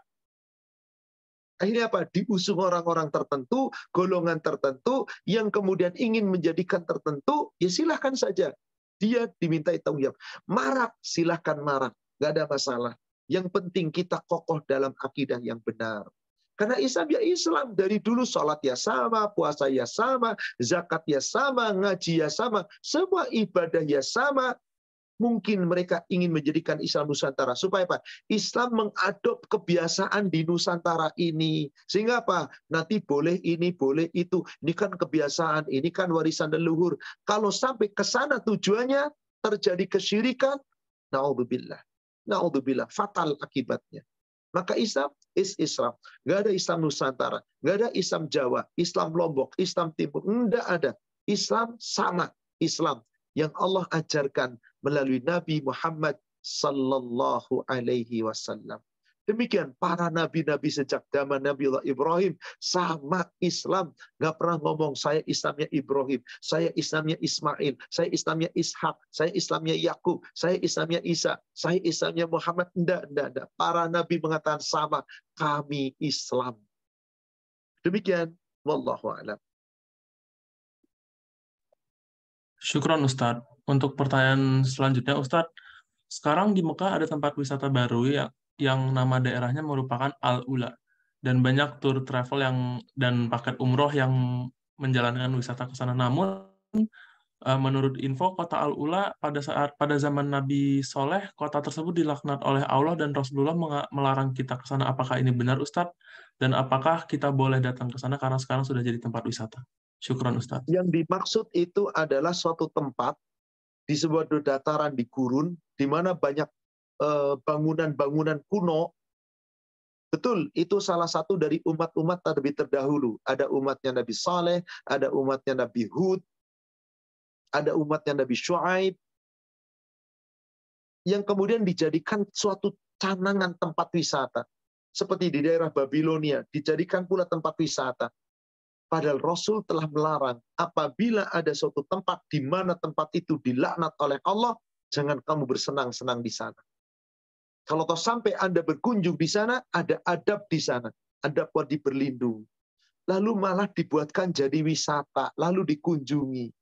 Innalillahi wa inna ilaihi raji'un.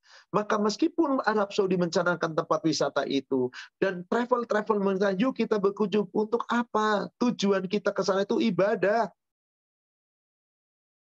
Tidak boleh kita berniat untuk mengadakan suatu safar, untuk berkunjung secara khusus, kecuali hanya ke 3 masjid.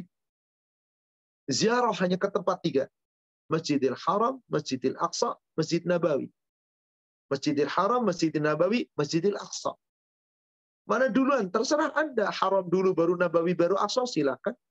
Nabawi dulu, baru Haram, baru Aqsa, tidak ada masalah.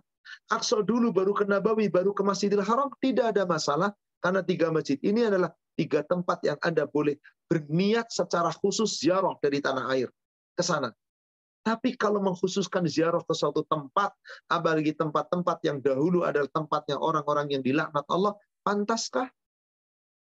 Demikian intinya, silakan pemerintah Arab Saudi membuat aturan, silakan membuat rekreasi, tempat wisata dan seterusnya, silakan. Itu kan manusia yang mencanangkan. Orang kalau sudah punya kedudukan, punya pangkat jabatan, punya kekuasaan, kan boleh berbuat apa saja. Terkadang meskipun menyalahi aturan Allah. Apakah kemudian kita boleh ikuti?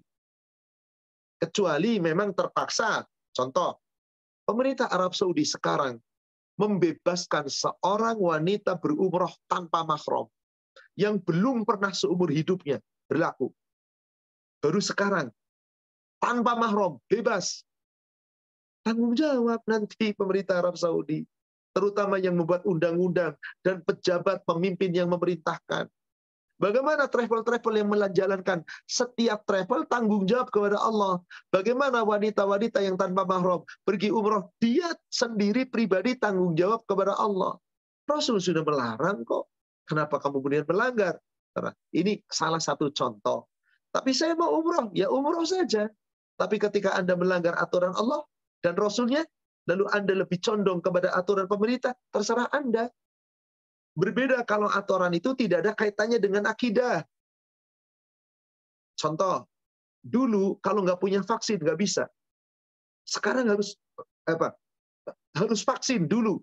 Sekarang nggak usah pakai vaksin. Termasuk vaksin meningitis. Nggak usah. Sebelum pandemi berakhir, pemerintah Arab Saudi, Anda harus sudah di booster, baru bisa berangkat. Dapat visa. Sekarang nggak usah pakai vaksin meningitis, nggak usah pakai booster daripada pandemi, nggak usah pakai apa namanya tadi, mahram, halal. Anda ikuti, silahkan.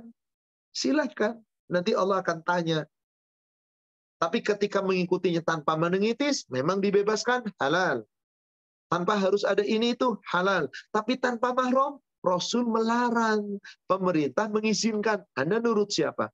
Nurut pemerintah atau nurut Rasul? Monggo. Karena pahami dengan baik. Setiap kita melanggar aturan Allah dan Rasul, tanggung jawab nanti di yaumil akhir. Demikian, wallahu a'lam. Jazakallah khair Ustaz. Untuk pertanyaan selanjutnya, apabila tidak memiliki anak atau keturunan, apakah berkewajiban memberikan pendidikan agama kepada keponakan-keponakan? Sampai di mana batas memberikan pendidikan agama kepada anak? Syukran Ustaz. Tentu kalau yang paling utama disebut titipan itu anak kandung kita yang ada pada kita. Ku anfusakum wa ahlikum naro itu yang lebih khusus anak yang memiliki hubungan darah dengan kita. Maka kewajibannya mutlak. Innama amwalukum wa auladukum fitnah. Hartamu, kekayaanmu, anak-anakmu itu titipan Allah. Awas, hati-hati, jaga. Tapi tidak punya anak, punyanya ponakan. Ponakan kira-kira masuk ke dapat dekat apa tidak? Wa angdir ashiratakal akrabin. Beri peringatan kepada ashirah, kerabat-kerabat yang dekat. Masuk ponakan. Tapi tentu kewajibannya tidak mutlak seperti orang tua kepada anak. Kenapa? Ponakan kita punya orang tua, yang paling punya wajib ya orang tuanya. Tapi kalau saya mendidik, bagus kita dapat pahala yang melimpah ruah. Tapi tidak kewajiban mutlak seperti anak mendidik orang tua. Sama seperti guru. Anda menyekolahkan anak ke sekolah, guru ngajar. Apakah guru wajib mengajarkan anak Anda? Tidak. Qadarullah dia profesinya sebagai guru, digaji. Ya wajib mengajar, tapi nggak wajib mengajar anak Anda. Beda Anda sebagai orang tua, mutlak Anda yang wajib mendidik anak Anda. Secara mutlaknya. Demikian lebih kurangnya. Jadi intinya, meskipun tidak punya anak, maka dia tidak akan putus dari pahala mendidik anaknya. Boleh dengan mengajar ponakan, handetolan, siapapun insya Allah. Sepanjang kita ikhlas. Bedanya, itu bukan kewajiban mutlak kita. Tapi kewajiban kita, karena kita punya ilmu, kita ajak mereka. Supaya mereka menjadi orang yang berilmu. Demikian, wallahu a'lam.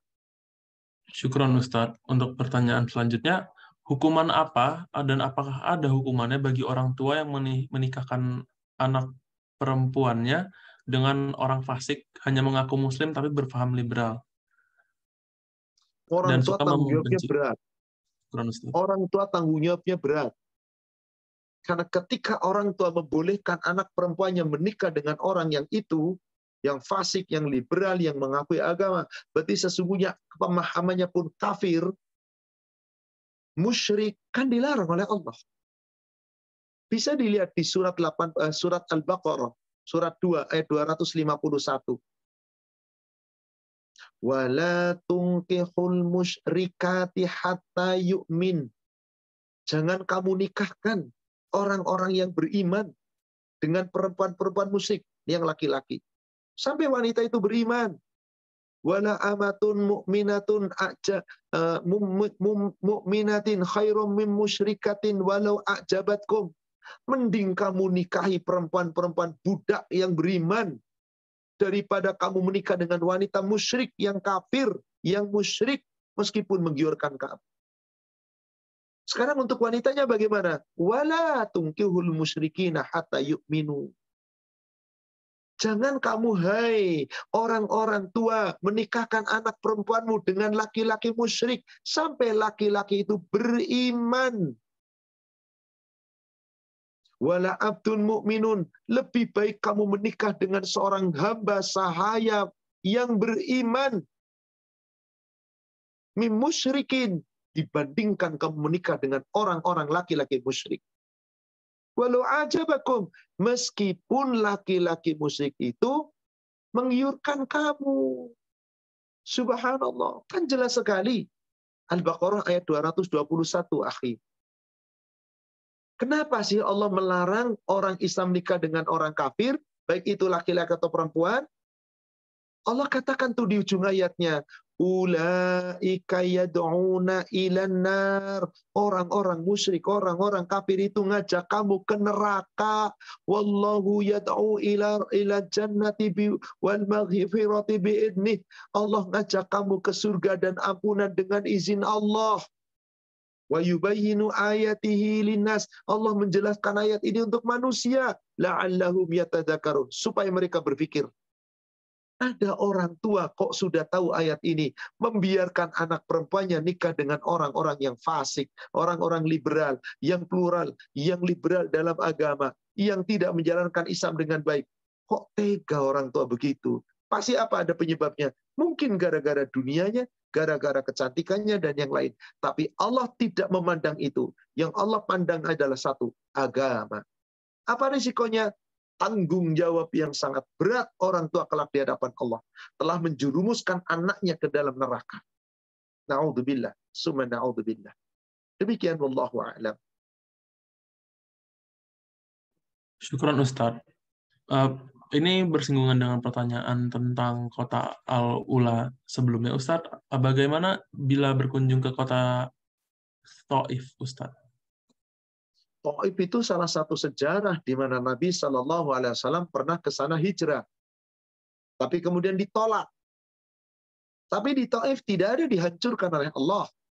Bahkan pada akhirnya setelah Fatu Mekah, saudara-saudara Rasulullah dari ibundanya yaitu Khadijah yang dari kota Taif masuk Islam. Seperti orang-orang Mekah.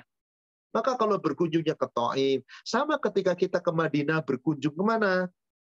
Berkunjung ke suatu tempat, lihat ke Gunung Uhud, kita lihat ke Khandaq, tempat dulu peperangan Rasul, di situ dibuat parit, lihat ke Masjidil Qiblatain, di situ Rasulullah pernah sholat dua kiblat, lihat kita kemudian menuju ke Kuba, di sana Rasulullah membangun masjid yang pertama, yang Rasulullah perintahkan untuk hadir. Siapa yang datang ke Masjid Kuba ini telah berwudu dari rumah, kemudian tidak menghalangi apapun, lalu sholat 2 rakaat di sana, maka seperti pahala umroh sempurna. Maka seperti itu sama saja, ke Taif nggak ada masalah.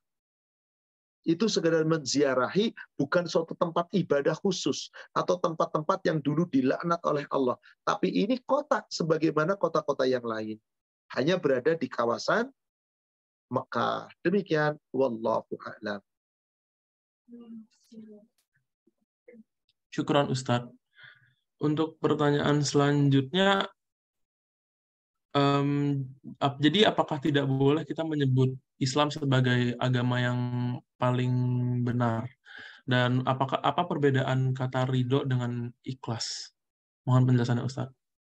Syukran. Tadi sudah dijelaskan kenapa tidak boleh mengatakan Islam agama yang paling benar. Kalau Islam agama yang paling benar, berarti agama yang lain benar dong. Tadi sudah saya ilustrasikan.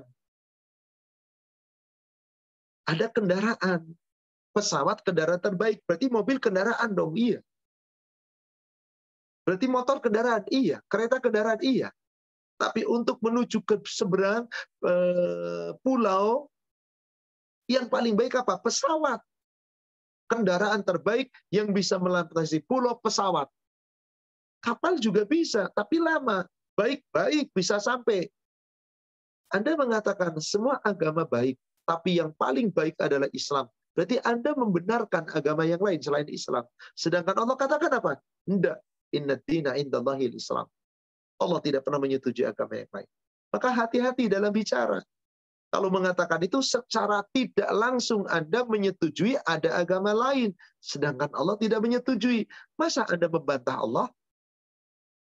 Apakah bedanya antara ridho dengan ikhlas?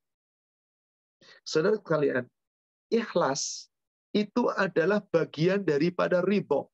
Ridho itu maknanya lebih dalam dari ikhlas. Contohnya begini. Saya disuruh oleh atasan. Saya pegawai, saya cuma pegawai, employee, pekerja, atasan saya nyuruh. Pak Ahmad, tolong kamu saya tugaskan. Hari ini diantar ke sana, ke sini, ke sini. Tolong selesaikan tugasmu. Saya jalankan tanpa ngedumel, tanpa apa. Ikhlas namanya saya. Ikhlas saya.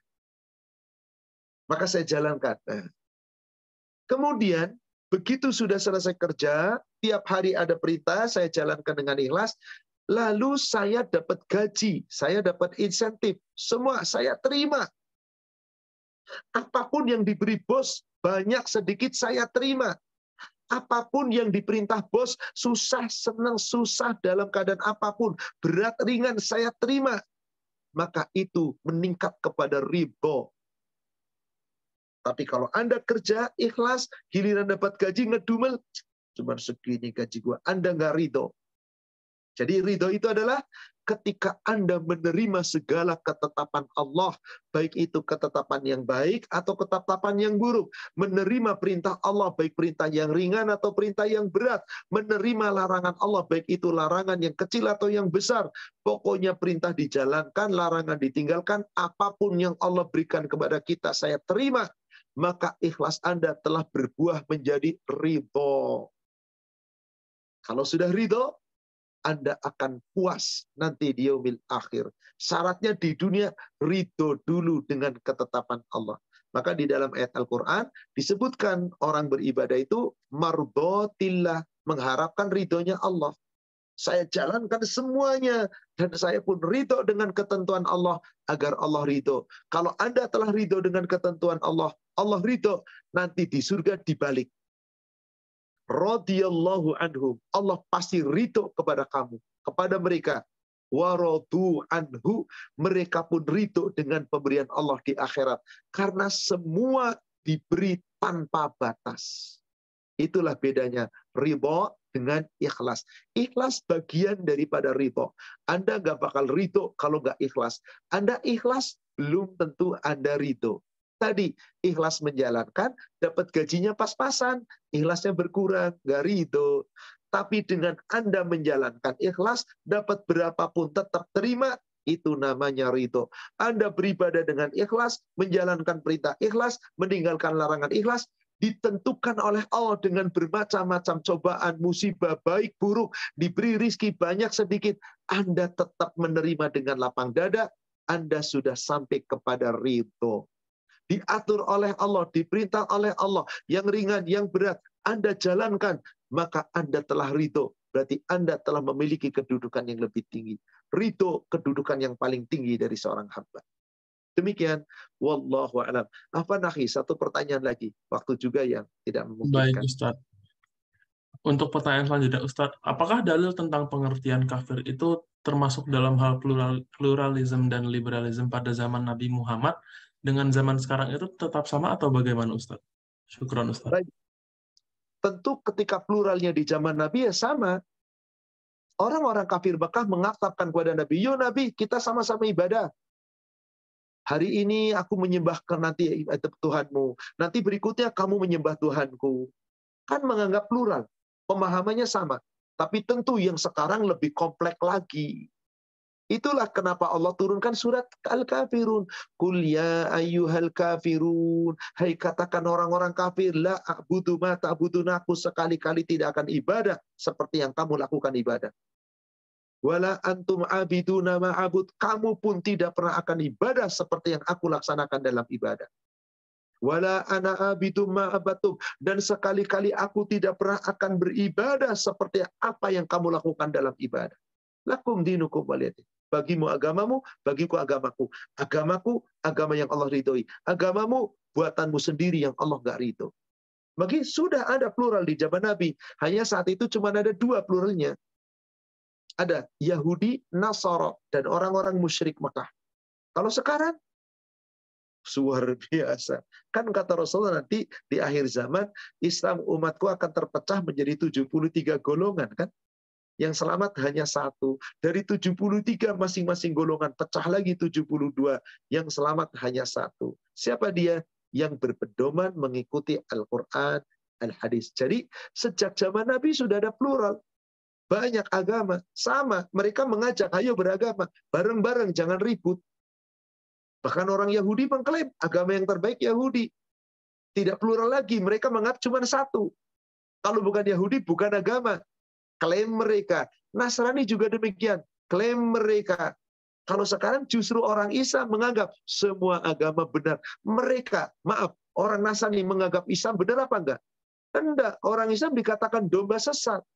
Orang Islamnya sendiri yang mengatakan semua agama sama. Kan aneh. Mereka juga mengatakan sama kok. Kenapa orang Islam yang mengusung itu? Jadi yang mengusung plural itu bukan orang kafir, saudara sekalian. Orang Islam. Orang Islam. Maaf, bagaimana dulu? Orang-orang yang membuat JIL, buku tulisannya Jaringan Islam Liberal. Dimonopoli oleh siapa? Dulu pendahulunya adalah, maaf saya menyebut namanya, karena memang ini sudah jelas-jelas bukunya. Mendiang Nurholis Majid. Kemudian siapa lagi? Ulil Absor Abdallah. Dan banyak lagi peserta-peserta yang mengakui itu. Silahkan saja, mereka pun sudah ditentang oleh kelompoknya mereka sendiri. Tapi itulah yang terjadi. Maka mari kita, jangan terpengaruh. Caranya, semoga kajian kita pada siang hari ini, tadi langkah-langkah kita bagaimana membentengi agar keluarga kita dan anak kita terjauh dari itu, semoga kita bisa amalkan dalam kehidupan kita sehari-hari. Yang paling penting tadi, ilmui kita. Yakini Islam yang paling benar. Kemudian apa? Kita harus takut kepada Allah. Dan semua uraian yang tadi sudah disampaikan.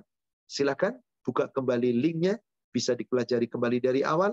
Semoga kita termasuk orang-orang yang mampu membentengi diri kita dan keluarga kita dari paham-paham yang sesat tersebut. Amin. Ya Rabbal Alamin. Wallahu a'lam. Demikian, saudaraku seiman, Bapak Ibu yang semoga dirahmati Allah, kajian kita pada siang hari ini, semoga membawa manfaat dan hikmah. Yang benar dari Allah yang disampaikan melalui Rasul-Nya, yang salah saya menyampaikan yang penuh kekurangan, kita manusia yang penuh kekhilafan, semoga Allah memaafkan dan mengampuni kesalahan dan dosa kita. Mari, saudaraku seiman, kita sama-sama akhiri dengan kafaratul majlis. Subhanaka Allahumma wa bihamdika. Ashhadu an la ilaha illa anta astaghfiruka wa atubu ilaik. Alhamdulillah billahi taufik. Assalamualaikum warahmatullahi wabarakatuh. Waalaikumsalam warahmatullahi wabarakatuh. Jazakallahu khair Ustaz atas penjelasan dan ilmunya pada Jazakallahu khairan kepada akhi selaku moderator dan juga kepada para jamaah sekalian. Jazakumullahu khairan. Barakallahu fikum. Afan akhi, saya live dulu. Syukran Ustaz. Alhamdulillahirabbil alamin. Usai sudah kajian di siang hari ini, semoga ilmu yang disampaikan oleh guru kita, Ustadz Ahmad Susilo Hafizahullah, dapat bermanfaat bagi kita semua dan menjauhkan kita dari hal-hal yang menyimpang dari ajaran agama Islam. Semoga kita semua termasuk hamba-hamba yang selamat dari fitnah dunia dan selalu mendapat hidayah dari Allah, serta istiqomah hingga akhir. Amin ya Rabb. Kajian siang hari ini dapat dilihat kembali di YouTube, dan jangan lupa untuk memfollow akun-akun sosial media. Atas nama Taklim Kolaborasi,